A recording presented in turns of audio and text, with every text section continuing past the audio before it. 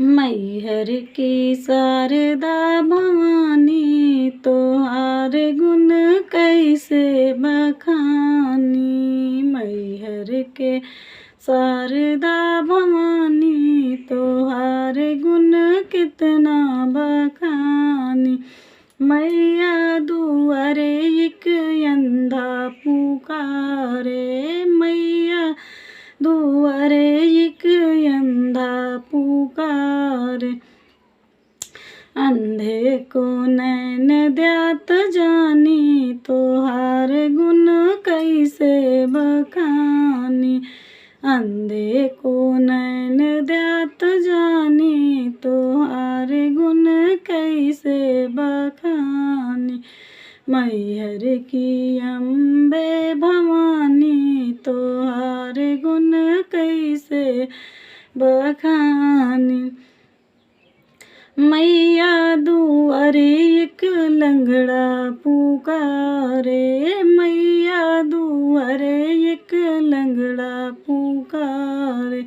लंगड़े को पैर द्यात जानी तोहार गुण कैसे बखानी। लंगड़े को पैर द्यात जानी तोहार गुण कैसे बखानी। मैहर की शारदा भवानी तोहार गुण कैसे बखानी। मैया दुआरे एक कोढ़ी पुकारे, मैया दुआरे एक कोढ़ी पुकारे।